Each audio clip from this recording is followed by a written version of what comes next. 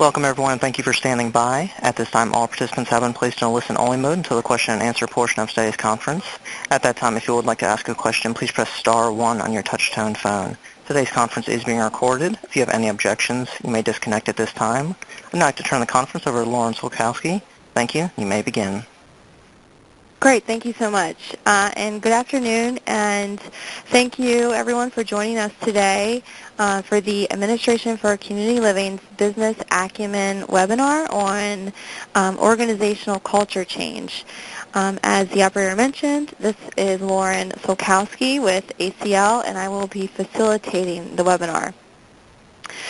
For our webinar today, we have invited Jamie Almanza with Bay Area Community Services in Oakland, California, and she's going to present on their experience on a complete redesign of their organization to help ensure integration of programs as well as a no wrong door policy.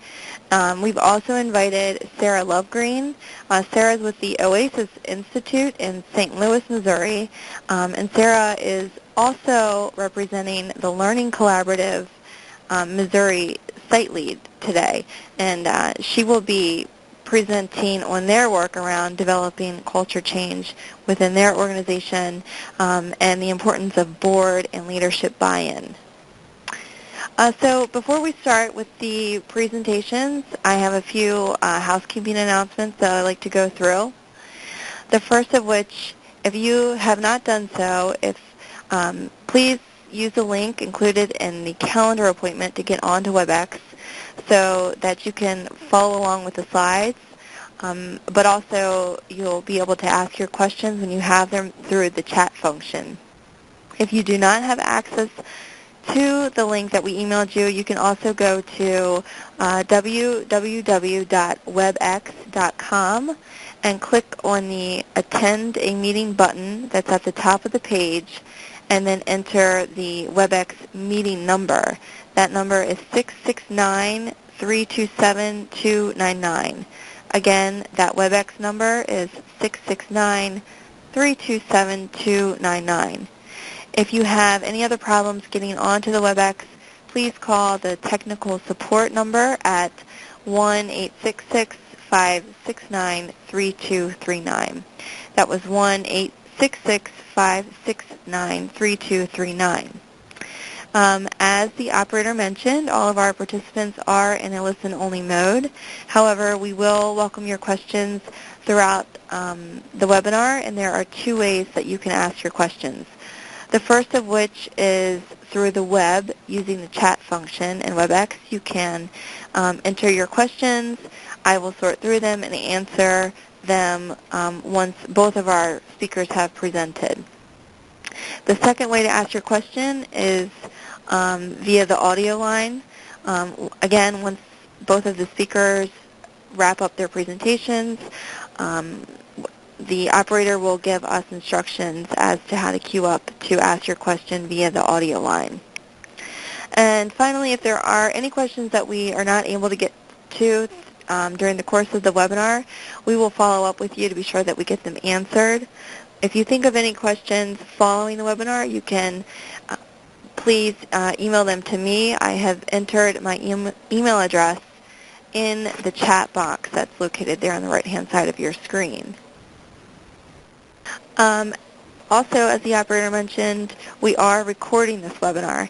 We will post the recording, the slides, and a transcript of the webinar on the ACL website.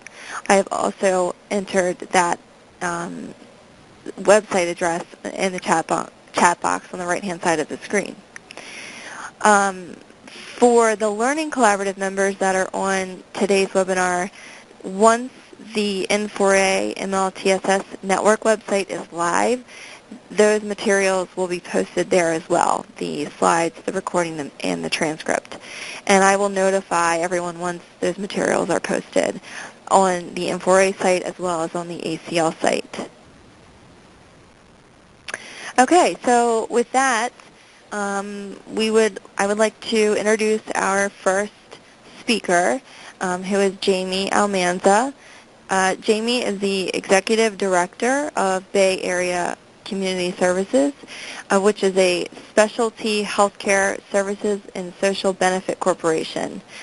Jamie possesses a contagious enthusiasm for public policy development, business strategy design and execution, and an overall commitment to excellence in the highest quality services for their marginalized community members that are in need of help. She has worked in the healthcare services field for 20 years and brings extensive knowledge of mental health services for all ages, regulatory activities, and strategic leadership. Jamie, thank you so much for being with us today, and I will turn it over to you. Great. Thank you so much for that introduction. I would like to start by just thanking everyone for participating in this learning collaborative and allowing me the opportunity to share a little bit about Bay Area Community Services, which is a heritage nonprofit organization that's been around 63 years and went through a dramatic transformation from what I characterize as a traditional kind of social services sector organization to one that is aligned with the Affordable Care Act and has really tried hard to integrate performance management into the day-to-day operations and culture of the organization. So to start, if you could advance the slide, our mission is to deliver supportive wellness services to underserved individuals and their families. And organizationally, we have around 20 different contracts. Many are traditional contracts that leverage the Older American Act funds from federal, state, and local entities like our Area Agency on Aging to behavioral health Medicaid contracts that are fee-for-service to housing and urban development contracts to provide three overarching service structures to people in need, which are behavioral health services, aging services, and homeless and housing services. If you could advance the slide, please. Over the last 5 years, our organization engaged in a strategic planning process that involved our board of directors, our management, our staff, our clients, our constituents and funders to really look at what we were doing well and what we weren't doing so well, and to really think about how we could align and leverage the Affordable Care Act to change and upgrade our services to be more responsive for the community. Part of that effort was really achieved and supported by a large foundation grant we received from the SCAN Foundation, which was about instituting business infrastructure and business acumen into our organization so that we could prepare ourselves to go after contracts with the healthcare sector. And so we just came off of a 2-year-long program around really looking at every facet of our business infrastructure, auditing each of our programs in terms of alignment towards mission, alignment towards financial sustainability, and accountability towards performance expectations for not only the contractual funder, but for our community. If you could advance the slide, please. This really embarked us on a massive culture change, and one of the things that I think we're on the cusp of and also not quite there yet is really instilling accountability in every facet of our organization.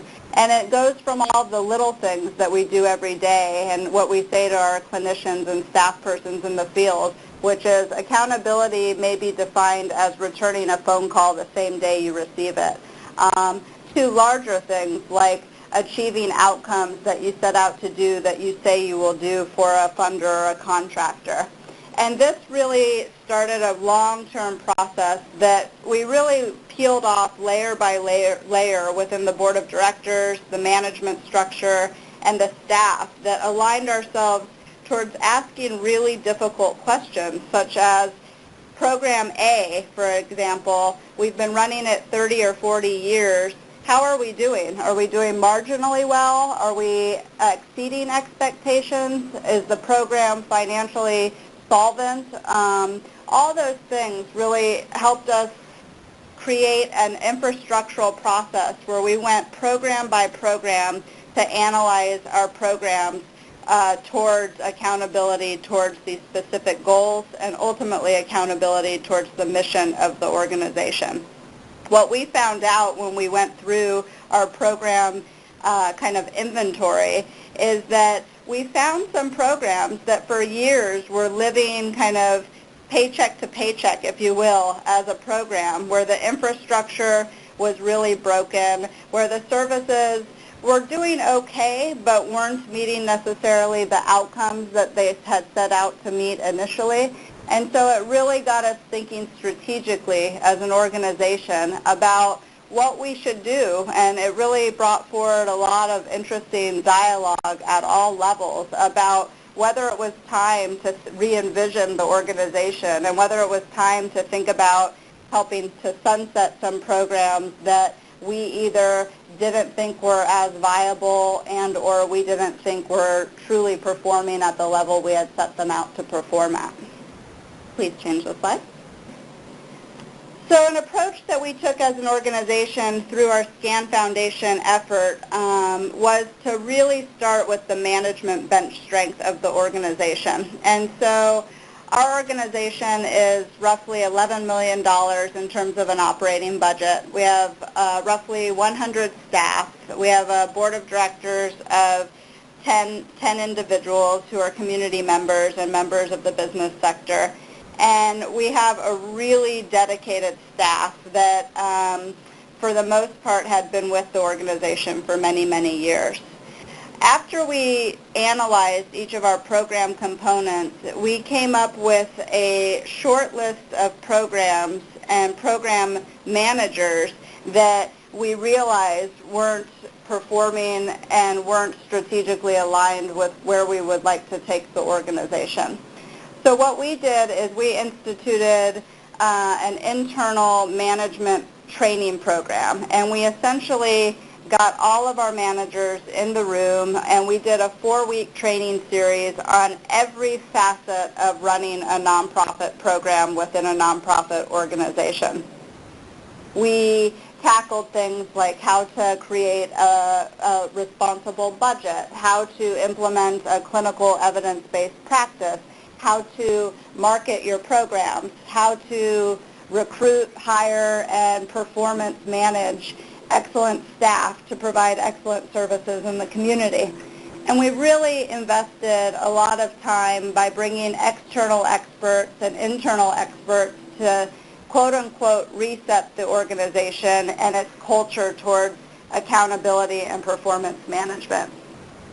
What we found in kind of a pre- and post-test format is that that process improved the performance for about 50% of our program managers throughout the organization. And by improving the performance, that means that the programs that those program managers manage increased their performance expectations and outcomes. They reduced their turnover in terms of staff. They increased their health and safety awareness and ultimately achieved higher outcomes that we measured before and after this training series. Now what it left us with is the other 50% of the programs and the program management structure that we did not see the same results in after going through this intensive reset process for the organization. And so in the last year, we really thought hard about what to do with the dilemma of having legacy programs and legacy program management staff.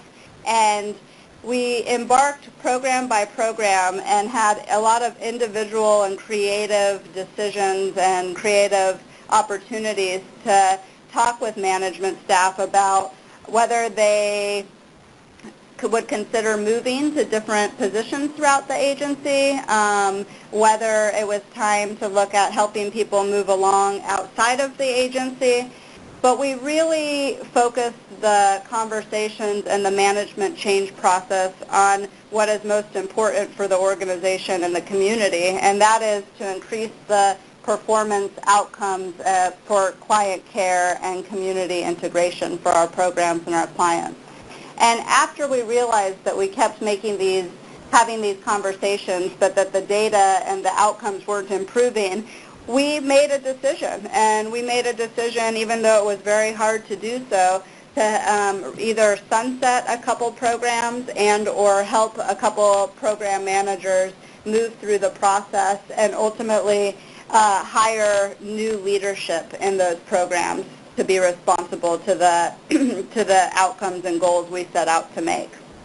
It was a very, very interesting process because throughout that time we were really resetting the culture of the organization. And the culture change went from being this wonderful, caring social services organization that absolutely did good work and met a community need to aligning ourselves to make decisions based on data that we had never had, that we started looking at on, in some cases, a day-to-day basis, a monthly basis, quarterly basis, in aggregate to see whether the programs were meeting the community needs and the contractual needs to prepare us for embarking on new contractual relationships with healthcare organizations. Through that time, we definitely ran into change fatigue as an organization. We went through an increased spike in turnover of staff. We reset the onboarding and new hire process to be extremely transparent with direct care staff when they came into the organization about how we were creating an accountable structure and that we were going to implement and had implemented the data and performance management expectations by staff position. And part of that was investing in a lot of infrastructural changes so that we have dashboards by staff position and by program where we could see on a day-to-day or week-to-week moments whether staff are meeting their requirements in terms of things like direct service billing units or keeping individuals out of the hospital goals. And it really, at some point in that process, created a lot of internal kind of chaos. And how we dealt with the internal chaos is we kept promoting the change as one that would be about keeping our organization not only relevant and competitive in this new day and age, but also ensuring that every single dollar, every single staff minute, every single administrative resource was promoting increased outcomes and increased quality in client care. If you could advance the slide, please. So what we did is, for those managers that we went through our training program for, we really implemented what I called a MiniMBA for the whole organization. And we started this process through our Linkage Lab project with the SCAN Foundation, where our senior management team went through an MBA-like kind of process where we learned everything from how much each service is really costing the organization versus what are we getting reimbursed from the funding stream, how to negotiate contracts with the healthcare sector. I remember saying in one of our class and forums, it's very different sitting across the table from Anthem Blue Cross to talk about pricing structures for our organization than it is to sit across the table with a government entity that has provided a contract with the organization for many, many years. So it really tested our business acumen and our wherewithal as an organization of how to provide and market and sell our services without undermining our services, because we have had prior contractual relationships where we in many ways devalued our own service because we were used to very poor pricing structures or reimbursement rates from many, many years ago. So this process that we took our management team through, we then integrated into our line management team so that every manager in the organization has the skills and the business acumen, and that the organization as a whole has the infrastructure so that we could start playing ball with healthcare entities and hospital systems and health plans that we had never really thought about as an organization before this opportunity came through. If you could advance the slide. So fast forward after this 2-year program, what our biggest challenges remain today. We still have a really significant challenge recruiting and retaining direct program management staff that have both sides of the business. They have the clinical and direct service capacity and wherewithal, as well as the business acumen and performance management environment that we have changed our organization to operate within.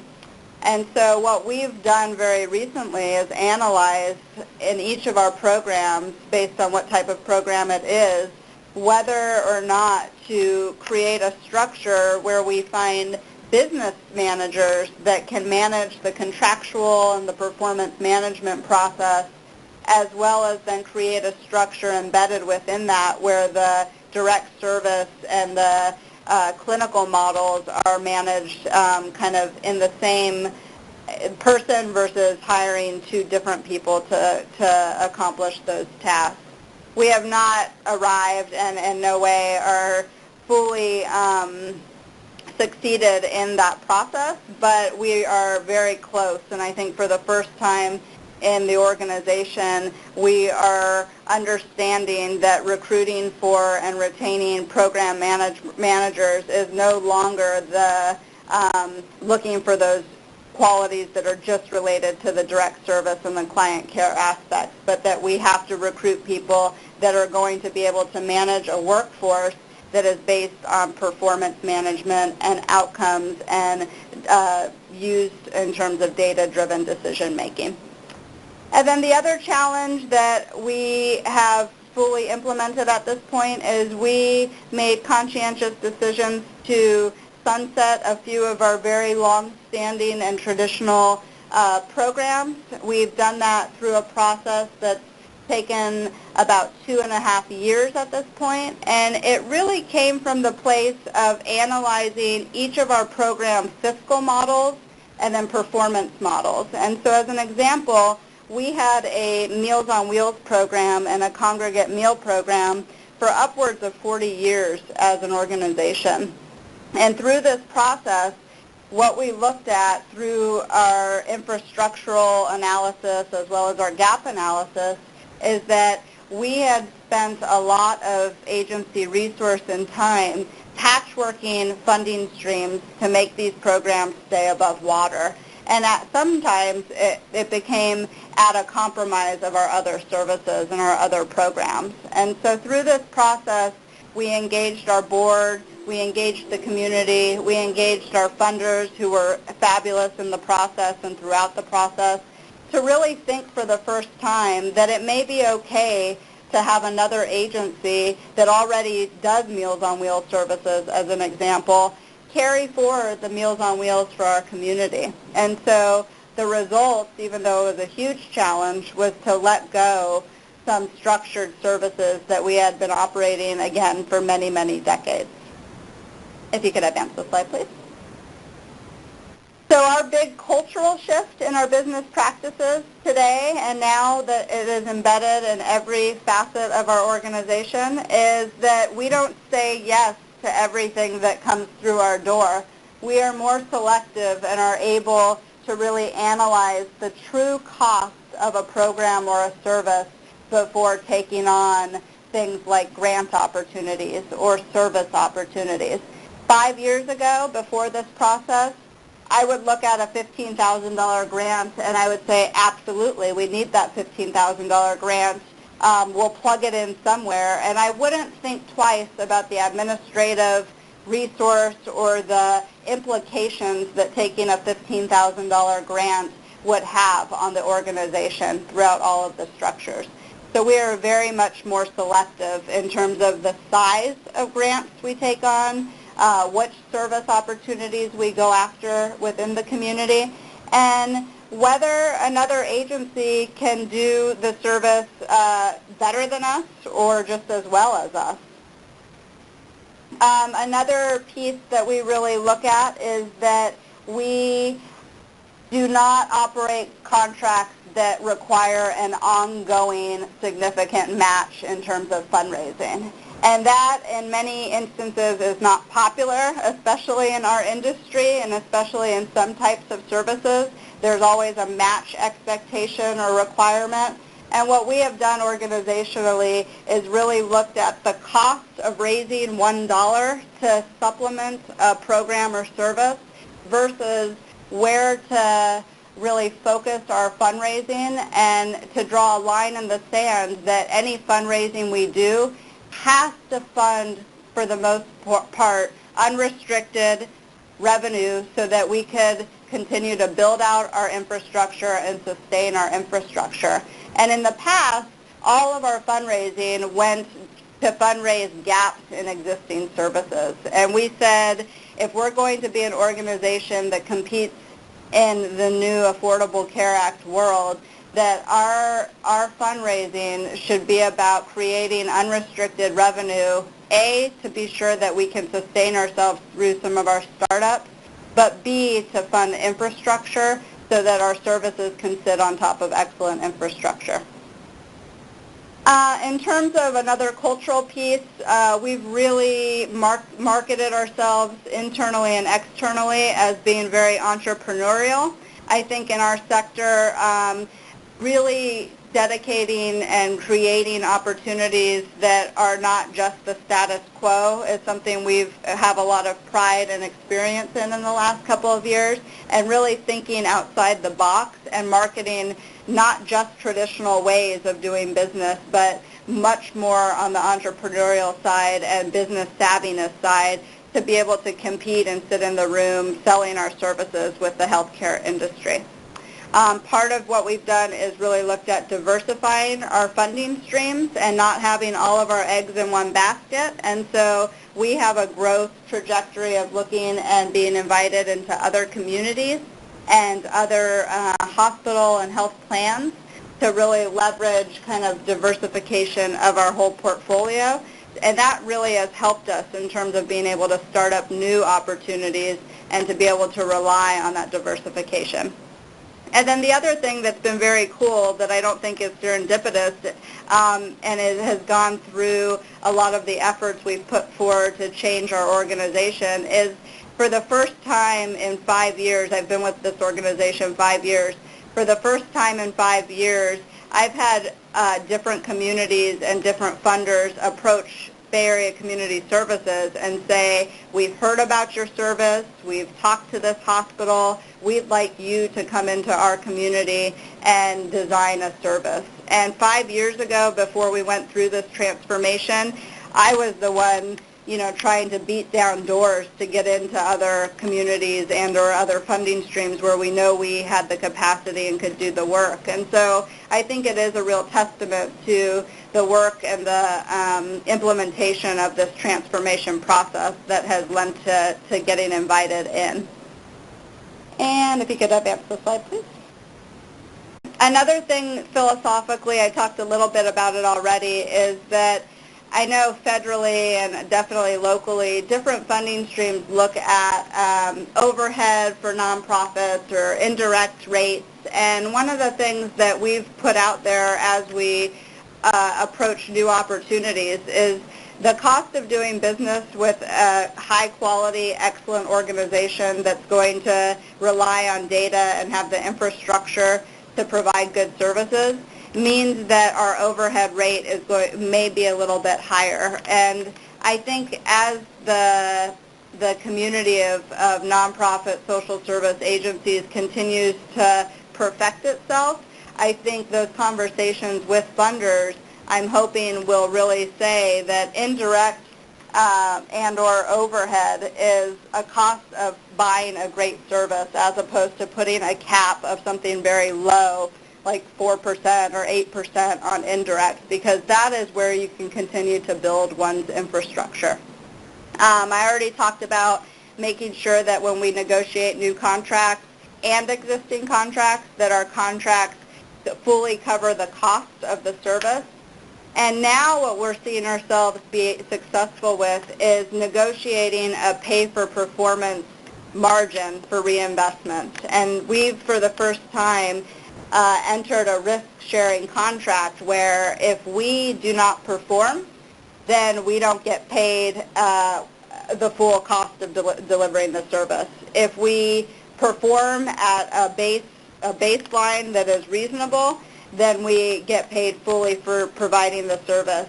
If we overperform and make sure that we implement and achieve the outcomes that then save the hospital or the healthcare entities money on the other side, that they pay a premium or a margin that's very attractive so that we can then invest that back into our business to be able to perform and continue to grow as an organization. And one of the things that's been a challenge in some of our early contracts with hospitals is I found out very quickly that we weren't a true partner. If you could advance the slide. I look at a true partnership as between the funder and the service provider as being one where there's a sharing of data. And in many of our traditional contracts and services, we know anecdotally that we keep people out of the hospital, as an example.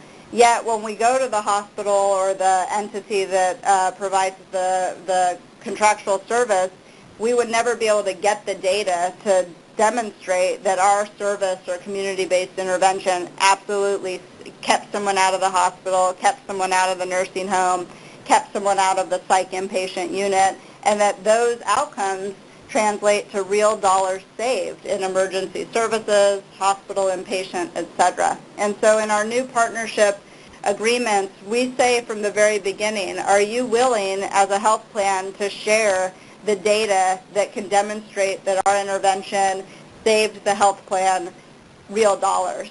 And I think that that is a real demonstration of a true partnership. Another is, like I said before, sharing of the risk and sharing of the reward. So if you outperform some of that savings, which in some cases is in the millions, but a small percentage, maybe 10-15% of that, can go back to the provider of the service to then invest in that provider. If you could advance the slide.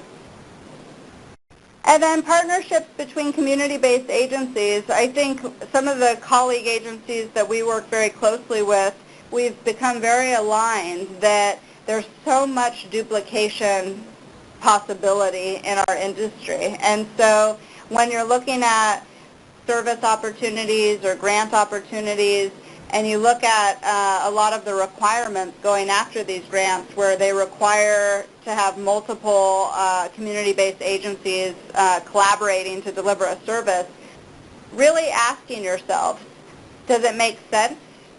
Can one provider do it better than two, and is it duplicative? And so one of the things we really share in is that if we're going to collaborate, that it should be something that we don't know how to do ourselves, and or if someone asks us to collaborate, we want to make sure that it's not something that the organization is already doing themselves. And that's really delivered a lot more efficiency and effectiveness in terms of our collaborations between agencies. If you could advance the slide. And so just to wrap up, our biggest rewards thus far is that we've had new contracts with healthcare agencies, and like I said before, a major reward for us and something that tells us that our transformation has really been effective is that other communities are looking at us and inviting our service structures into those communities. And I think that's it. I'm going to stop here and just, again, I thank everyone for taking the time, and I hope hearing a little bit about our story is something that was interesting to folks. Great. Thank you so much, Jamie. Mm-hmm. Okay, now we are going to switch to our second presenter.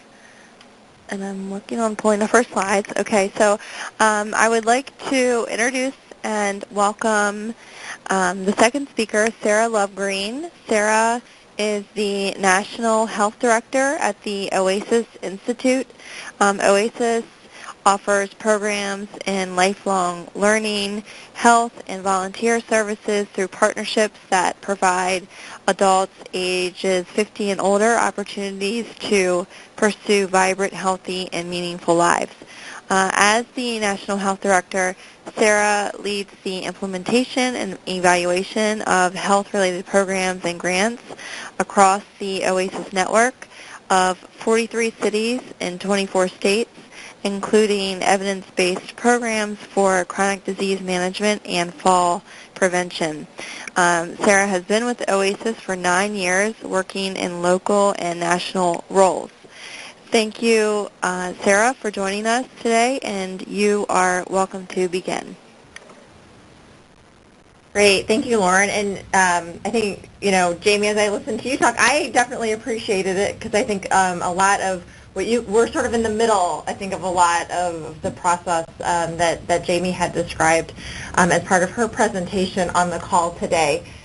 And so today I'm really going to talk about sort of how OASIS really started down this road in terms of our organizational culture change, our commitment to evidence-based programs and an evidence-based approach, not only in health, but really in all that we do at OASIS. I think there's been a lot of best practices in terms of the health arena and the work that we've been able to do. And so I'll speak from that experience more specifically, but we've really been able to sort of overlay that commitment into the other areas in which we work. And so our culture change really up to this point has really focused on our leadership. It started, of course, with our leadership team, our board members, as well as our partners, and that really led us to that culture change. And really, as when I spoke with Lauren and Marisa about participating today on the call, I was sort of thinking about it from our work with the Administration for Community Living Learning Collaborative, this is Acumen Learning Collaborative, and sort of thinking of that as our starting point for organizational change, culture change. But really it goes back even further than that. In 2003, OASIS made a commitment at that juncture with the support of our board to pursue and use as our core programming evidence-based programs and practices, and particularly in the health arena, and really sought to engage in nationwide programs that really help to build the evidence for many of the evidence-based programs that are being pushed through Department of Health and Senior Services, and when we think about aging services, so the chronic disease self-management, active living every day, and those types of programs. And so really that's where it started. And I think there was, if we look back at that time, there probably was a little hiccup.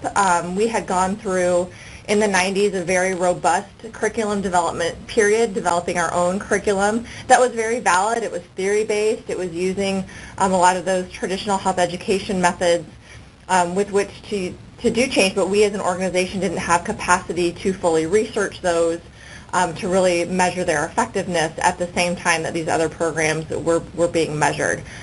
So we kind of transitioned to that core of evidence-based health programs, knowing that we still needed some local flavor with each of our education centers to allow them to provide some other programming. Next slide, please. So from a leadership standpoint, we really have our president as well as our director team, our leadership team, have an ongoing commitment to innovation and sustainability. And these are two areas in which, as we're creating our goals, not only on an annual basis, but as we look ahead to the next 3 to 5 years, these are two places where, we have strong commitment in all of our departments, to remain innovative and sustainable as a nonprofit organization. And so with that, we really started looking at, these packages of evidence-based programs, and again, with the changes with the Affordable Care Act, what were the opportunities for OASIS as well as our network of partners, not only in the St. Louis region, which is where we're piloting this work now, but in our cities nationwide where we could be involved in other networks and support those activities.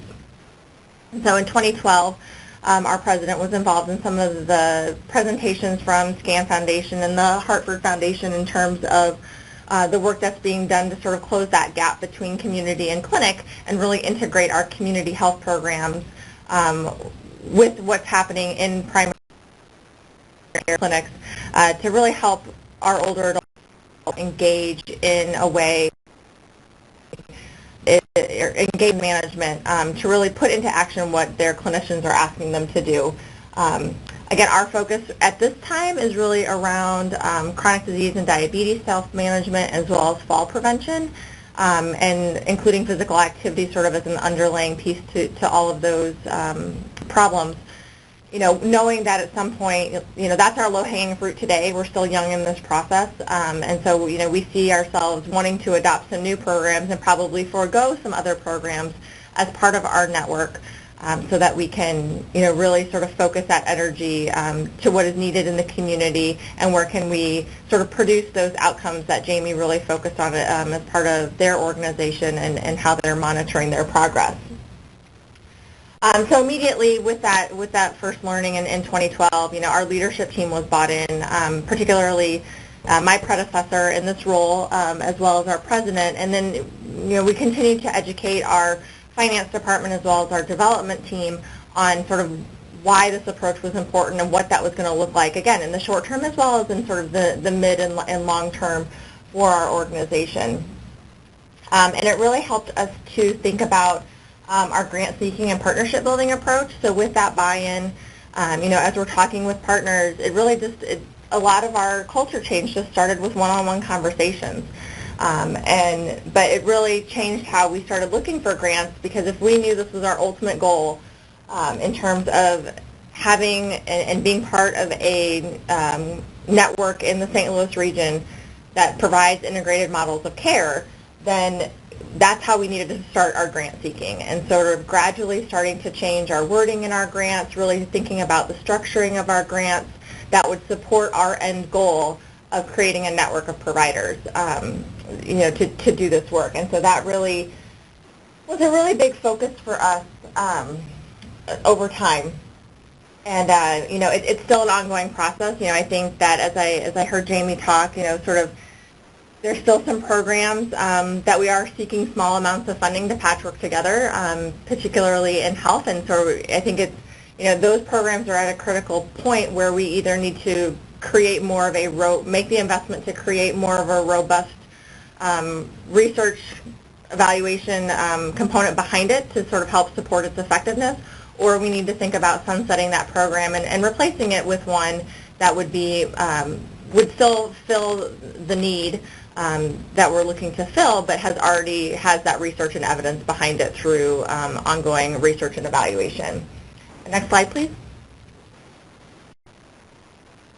Our board was an easy sell too, quite honestly. We were fortunate in that respect, and I should say for the most part, we're very deliberate in who we select to be on our board, particularly for our national organization. And so we want those folks who have national leadership opportunities, who have the vision to see, where the innovation is, and those types of things. And so we have leaders from the National Council on Aging. We have leaders from the Florida Health Network. We've got, Express Scripts and chief medical officers from a couple of different organizations, and that's just sort of, again, around our health arena. And so we really started talking with them, about the exciting opportunity that we saw to really align what we were already doing in a very meaningful and sustainable way. And because we're a nonprofit organization, we had the flexibility with which to do that now. We didn't sort of have to go through a lot of buy-in from a government entity. We could start having these conversations and really had that flexibility to start down, to take a turn on our road and really continue down this one to an integrated care model. So in those conversations with board members, some are like, absolutely, do it tomorrow, make it happen quickly, and get your own Medicare billing number. Other board members, are supportive and really ask some great questions in terms of how it fits with the other two arms of our mission in terms of lifelong learning and volunteer service. And so we just worked with them to educate them on sort of how that fit, not only from a national perspective, but how that would impact our local centers that are really charged with implementing the national initiatives that the Oasis Institute puts forward, as well as their own local program that needs to have its own local flavor.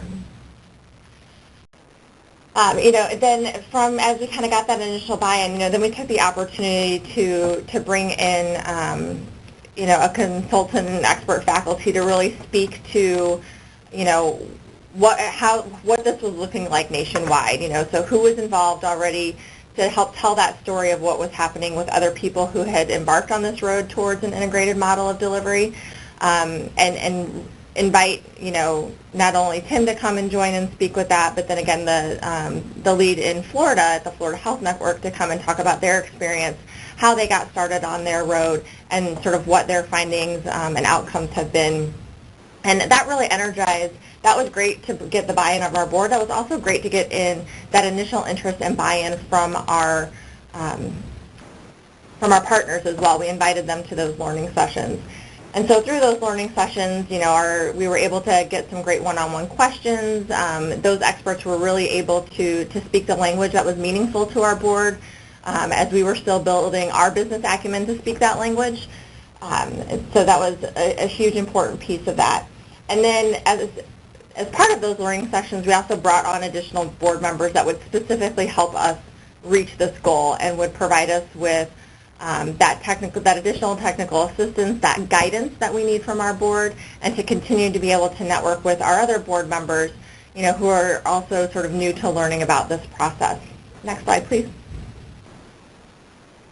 In terms with our network partners, I think this has been more of an ongoing process. This is, and I think that we're really at a point with our partners where we're going to see which partners will rise to the top and sort of embark down this road with us, and which ones just don't see how their organization fits just yet, and that may be, and that's fine. But we're kind of at that critical tipping point with our partners.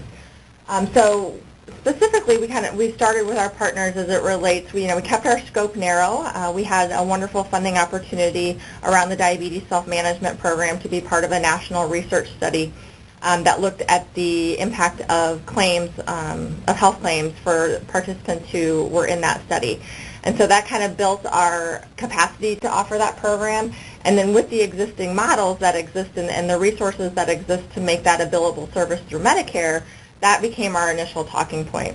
We'll say that we started those conversations. We learned how to engage in those conversations. We didn't necessarily start those conversations off at the right angle from the get-go, but as we learned, we were able to talk to our partners effectively about that and show them why this model is important for them in terms of being able to help us as an organization, not necessarily being chasing the grant dollars.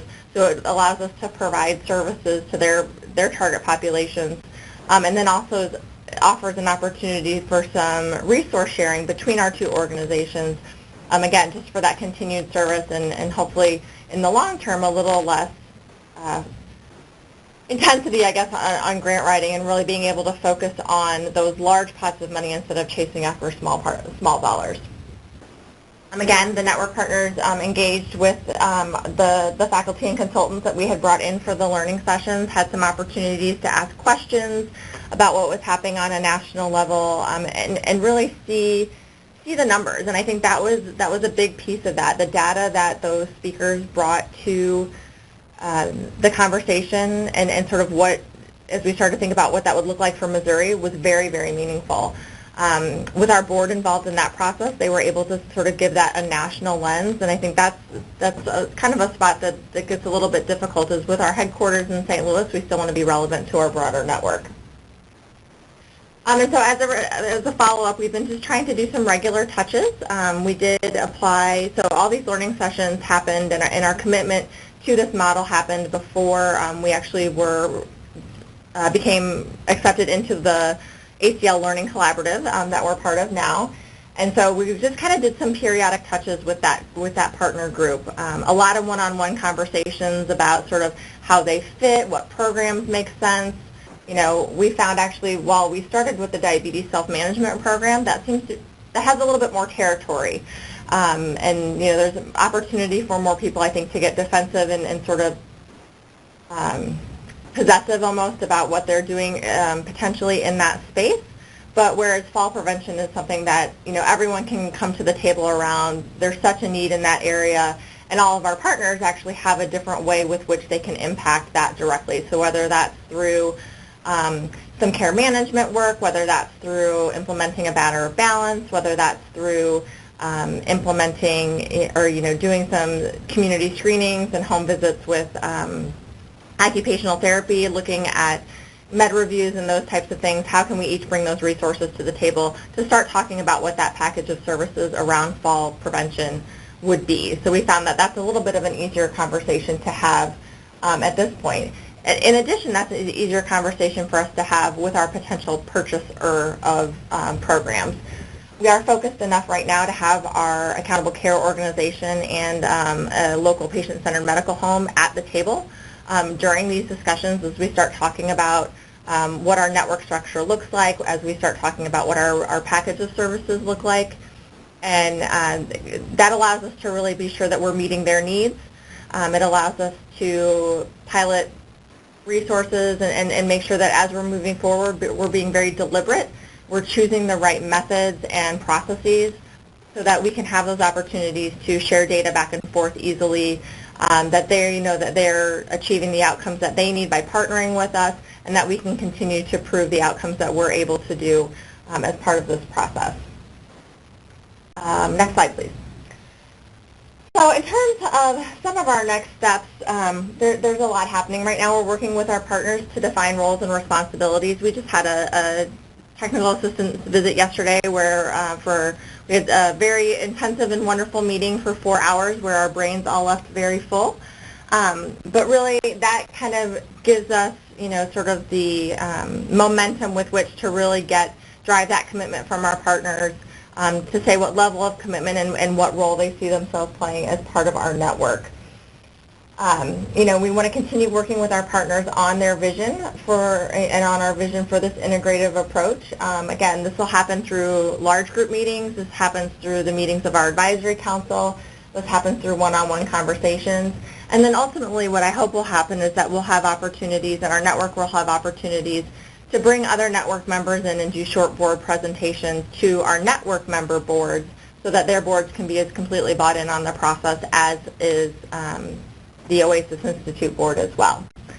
In terms of some of what's happening internally with Oasis, so previously we had a sustainability task force as part of our board.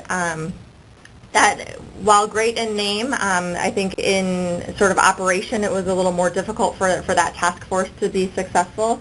And so just this year, in order to sort of drive our vision forward, we committed to a business planning process, and the first thing we did with that was really restructure our board committees. And so now we have new standing board committees.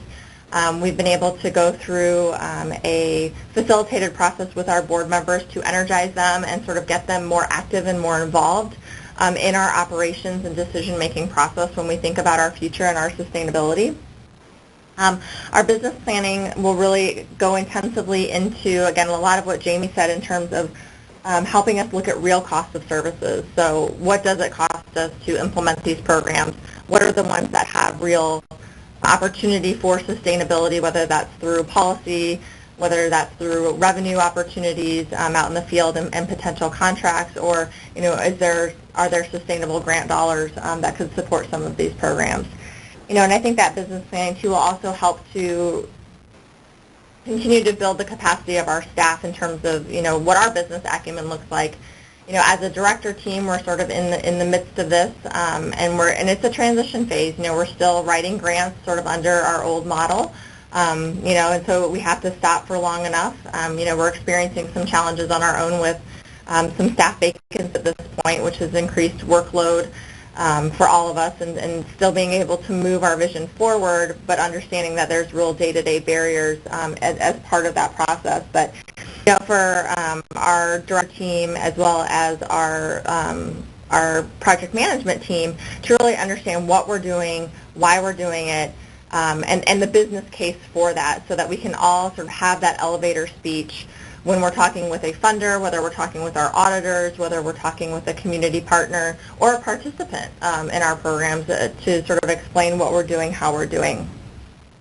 And so having the involvement of our financial director, who can really talk about what happens when we start getting contracts for services. She's going to have to be involved in that contract review process. Our development team, who's really, working with those who will be giving to OASIS potentially to support this work. In addition, I mentioned some of the funding streams that Jamie had mentioned in terms of looking at whether or not those are viable long-term and are those programs viable long-term, and as well as just how we're using, why we still are going after some of our smaller grants, so I would say, $25,000 or less. We're careful as to sort of what we ask for that money to do, to make that as easy as possible from an accounting and reporting standpoint, knowing that those small dollars, are labor intensive in writing and reporting on either side, and accounting for it while it is here. So I think that's most of it. Again, we're kind of in process. Fortunately, it's been, I think, our commitment to innovation and sustainability. It's what we live and breathe every day. I think our partners feel that about us, and so when we come and start talking to them about these ideas, they have that same interest in innovation and sustainability, which is why we're partners, and we're serving, the same population, and we have been sharing between those partners. And so I think that's really helped us be able to drive forward without too many bumps in the road. But we're also at a point where, we're still in development. We're still working on that governing structure and roles and responsibilities, in particular of our integrated network providers. And so what that looks like when we actually start sharing revenue and things, I think we need to constantly be thinking about, culture change isn't a one-time process. It's something that's ongoing and is very organic. And so just to kind of keep those doors open to that process and being sure working with and the partners that we have at the table are open to that process as well.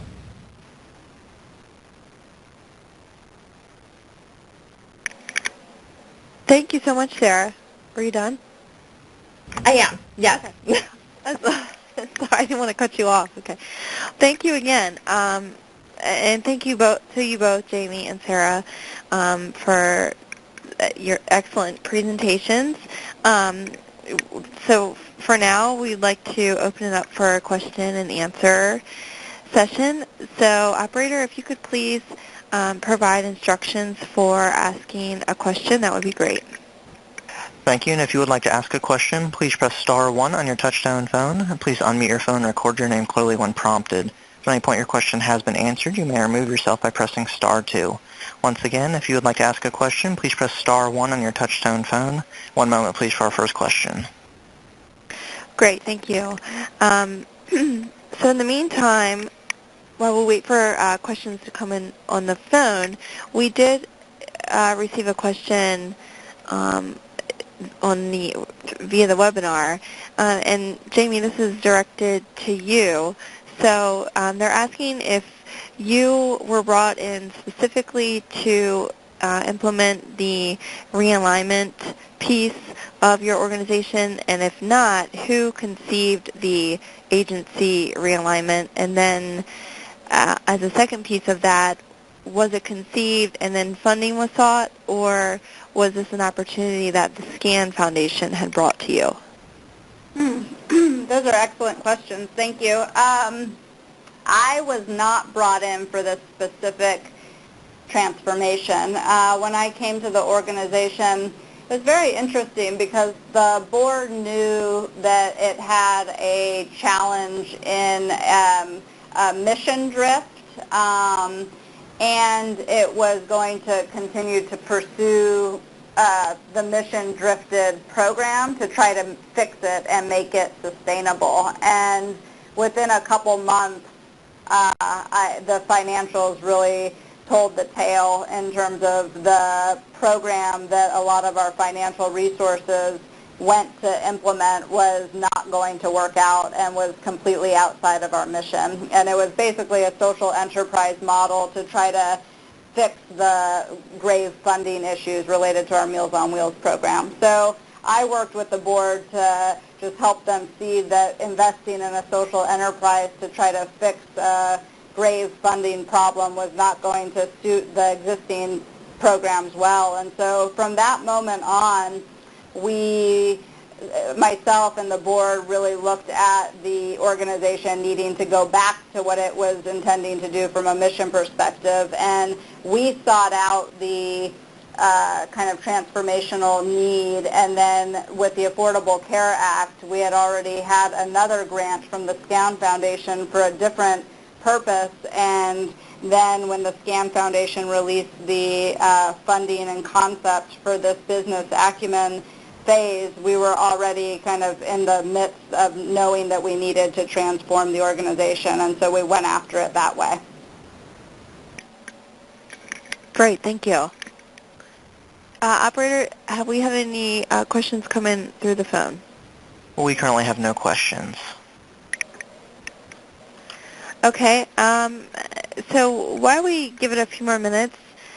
I actually had a question for, I guess maybe for both of you in terms of, so how are you able to balance, I guess, the process of moving through the culture change pieces? So, Jamie, as you mentioned, the management training, implementing the program accountability piece, with pursuing, other partnerships with healthcare entities, health plans or hospitals. So, sort of what was that balance there? Sarah, do you want me to go first, or? Sure. Okay, yeah, I was just thinking to myself, the term work-life balance for at least Absolutely. we have not achieved the work-life balance through this process. It's been a lot of work, and the interesting thing is where we know we have deficits in terms of, line management or programs that are or are not performing, we in senior management step in and operate those programs while embarking on this culture change. And I think that becomes a very important thing to really report out on from an experiential standpoint, but I also think that it is why we are now being successful and kind of reaping some of the benefits. So as an organization, when you know you have a management structure, a program that's not performing, I think an organization can take two paths. One is to try to go through a process and know that it's not performing and kind of have more of a longer-term plan to correct it. Or another process is to step in and immediately make sure it's performing. And we chose the latter. And so myself personally and some other people on our senior management team do daily operations of programs while we're still pursuing this longer-term culture change. And the benefit has been that we learn the intimate kind of details of the program to see where the inefficiencies are and where it's not working. But the flip of that is it makes for 12-hour days. Yeah, I would agree with that. There's a lot extra, and I think that not only is it extra in terms of the leadership team, but that extra trickles down, and so I'm very cognizant, I hope, among my team, in terms of seeing when sort of that trickle down, when the floodgates have opened, right, and so there being a trickle down, that really the workflow from my overflowing plate to try and move in this process. But I think what's really helped that, I dream of the day where most, half of my time is not spent in grant preparation opportunities. And so I think, since I'm writing those grants and I see us writing them in a different way and speaking a different language and engaging with partners in that grant writing process in a different way, it's encouraging, and it keeps you going in terms of that process. But it's not easy. It's not easy because especially when there's long history, I think, within a program, and I think that's one thing that our two organizations have a lot in common, is that some of these programs, that we're trying to piecemeal together have a long history in our community, a long history with our staff, who've stayed with us. We've been blessed with a very high retention rate among our team. And so, it makes that change hard because we're emotionally, we're not doing this for the money. We're doing this because we love what we do. And so having that, and making some hard decisions about some of those approaches, and really having to look and say, is this partner valuable? Is this grant valuable? Can we take on implementing one more class when our culture had not been to say no previously? Great. Thank you both so much. I mean, we hear all the time sort of especially from our first collaborative, the importance of this being a linear process and not doing it step by step. So I appreciate sort of your experience and that, that balance. Mm-hmm. So we have another question that has come in through the chat. So for Jamie, it says that you had mentioned you had to retrain your managers to make them accountable to the expected outcomes, benchmarks, make data-driven decisions, but that you also now have difficulty filling those positions. How have your program director position descriptions changed as a result of that?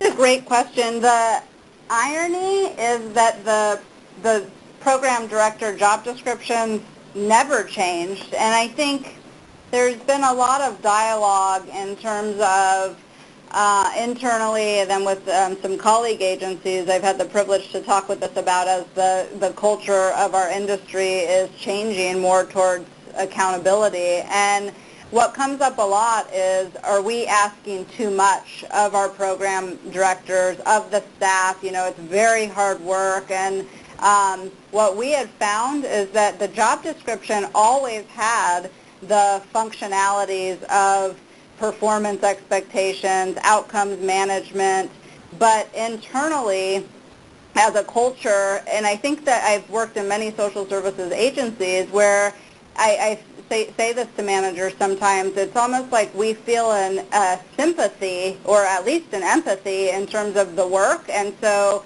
we almost don't manage down and up and all over the place in terms of making sure that people are meeting the minimum expectations of their jobs. And so for the management jobs, the minimum expectations and the job descriptions have always said, use data to inform your decisions, manage performance, et cetera, et cetera. What we realized is that the job descriptions weren't being upheld, and that was the culture of the organization. It was kind of the just get by, or because there's always all kinds of crises and fires to put out, that we understood that a manager couldn't, hold someone accountable to an expectation. And that's been the hardest work, and the learning is to find managers that want to come in and manage to the job description that's set, and to really see that as bolstering client care as opposed to just coming in as kind of a someone that's just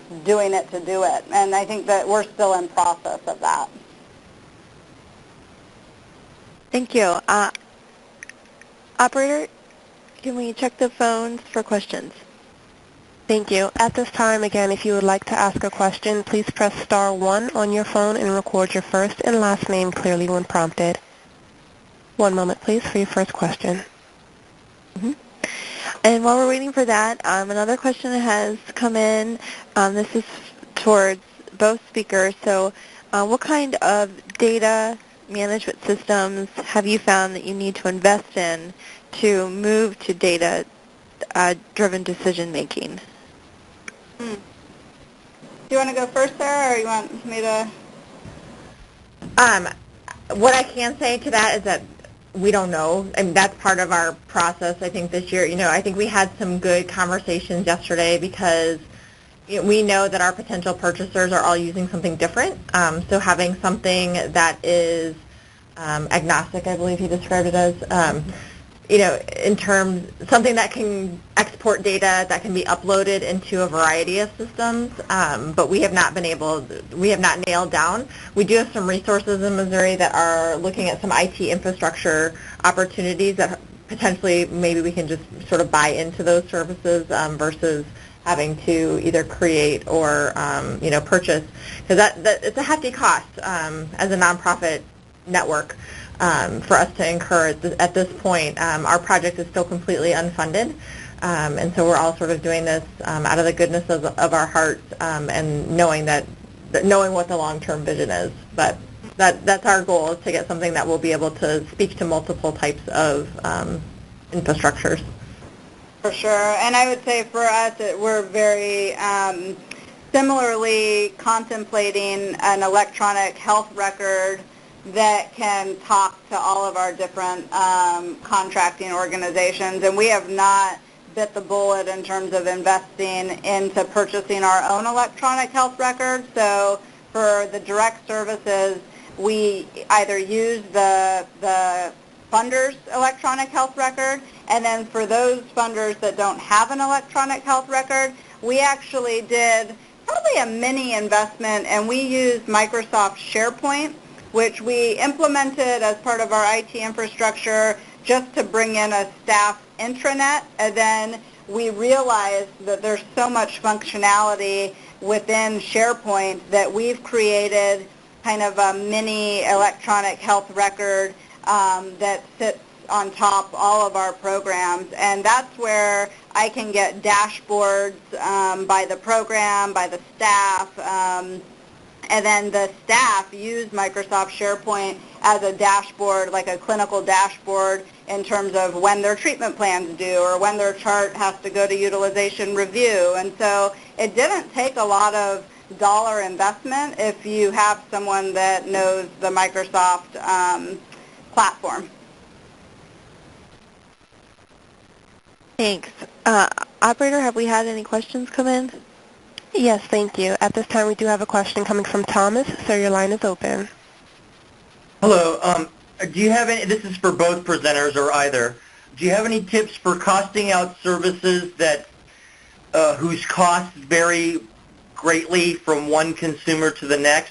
For example, if we were to sell deinstitutionalization services to a hospital, say, or a managed care organization, if the consumer in question needed to have their house modified with a ramp, that would throw an extra $6,000 onto the cost. And if a ramp weren't feasible and they needed a lift, that'd be another $5,000 versus someone whose house was already accessible and they didn't need such a modification.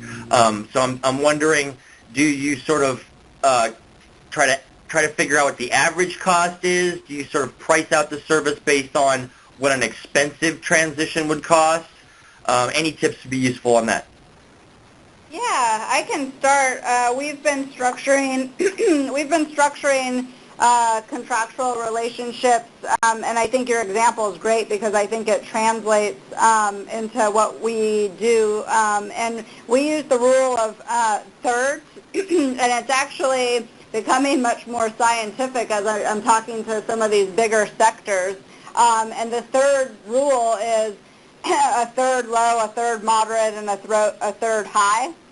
And we cost out of a particular service or population and then it matches up to what our experience then is in terms of kind of 3 rates based on the low, moderate, and high. And for us, as an example that would be similar, is for a mental health service population and keeping someone out of a psych hospitalization. You know, there's that low threshold of a group, then the middle, and then the high, and then we have flexible funds that we then average out. So we know the high population is going to need maybe $10,000 a year of flexible funds to do some things like you described, but the low end of the spectrum is going to need maybe $500 in a year. And we did it unscientifically for about the first 3 contracts that we've had, and then we've been analyzing how close and how far we are, and then the hospitals are too. And it actually has really aligned with what the experience then becomes. Thank you. Mm-hmm. Thank you. There are no further questions at this time. Thank you. So we've had another question come in through the chat. So it says that you've mentioned the culture change within your organizations. What about your nonprofit partners? those who are also social service, nonprofit experienced, and are shocked that you are actually asking your healthcare providers to actually pay. And then what about the other organizations that are not asking the healthcare providers to pay? How do you share with the partners who help you deliver those services?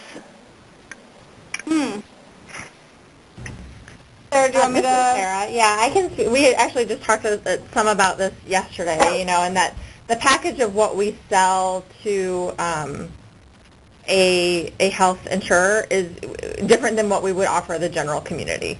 So if we're still doing some general community work and outreach, there's going to be an added value aspect of that by working with the health plan with which to do that. The health plan also has a vested interest in getting their participants into our program because of the outcomes that we would be able to produce for them. So in that way, I think it's a little bit different.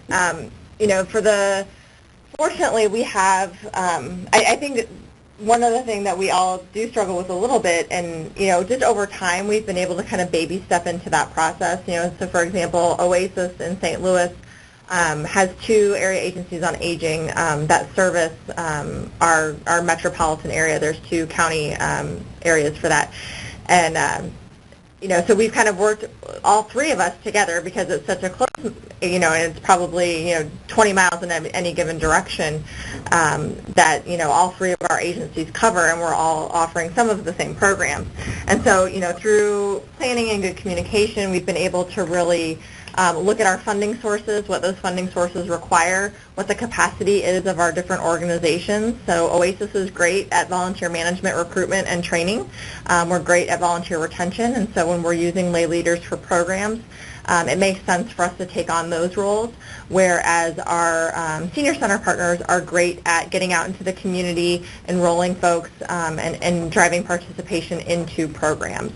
And so we're able to really kind of focus our energies in that way. We're getting it more formalized now, but we are recognizing a need to be sure that all folks who are offering, say, a chronic disease self-management program, because some are going to offer it for free, and we're going to start selling it as a package. But again, that health provider has that vested interest to get their plan members in our program, because it will have, it's going to be a program that they can't access through the community. And again, we'll have those tracking opportunities and that feedback loop so that we'll be able to produce those outcomes for all of the interested parties.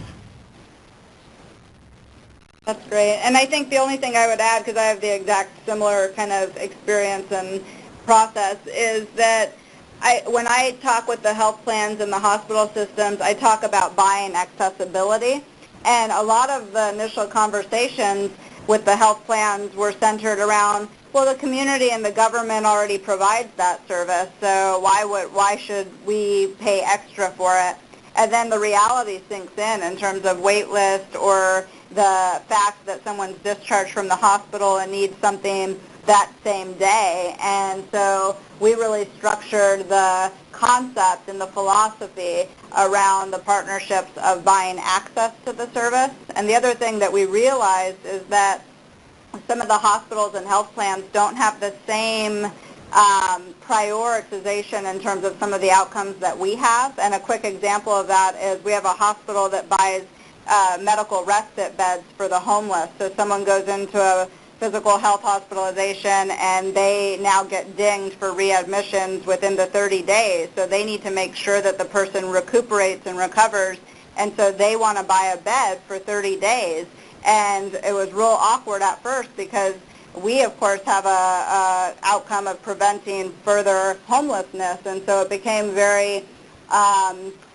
a philosophical question in terms of, is it okay for us to sell this service to this hospital for someone to recuperate for 30 days, and then the person's then discharged back to homelessness after that 30th day? And something that really struck me in terms of why we went forward with it is everybody deserves a humane place to recover from a physical hospitalization. And so we still are meeting our mission by helping someone recuperate, with bandage dressing changes and all that good stuff in a warm, safe place. even though it's still 30 days later, the hospital is not interested in the outcome of whether the person sustains homelessness or becomes permanently housed. And that's really, I think, some of what comes up as we start to talk with people about who have different outcomes and goals to meet for their community. Thank you. Operator, I wanted to, since we have a few more minutes, I wanted to check one more time for other audio questions. Thank you. Once again, if you would like to ask a question at this time, please press star then 1 on your phone and record your first and last name clearly when prompted. And also, we got another response in the chat that was just thanking you both for such great responses. Thank you. So in the meantime, just quickly for the participants that are on the call or on the webinar today, we have, I wanted to let you know that we have scheduled our next topical webinar for Friday, May the 15th from 2 to 3:30 p.m. Eastern Time, and that webinar is entitled Tools for Building Housing and Healthcare Partnerships. So be on the lookout for more information on that, and for registering. I will be sending that out soon. So I'm not showing any other questions in the chat. Operator, have questions come in via the audio line? No, ma'am. There are no questions at this time. Okay, great. Thank you. Well, just wanted to again a big thank you to both of our speakers, and for such stimulating presentations. They were excellent. And also to our participants for asking such great questions as well. If you think of any additional questions after the webinar, again, please feel free to email them to me, and my email address is listed there in the chat box. It's lauren.solkowski@acl.hhs.gov.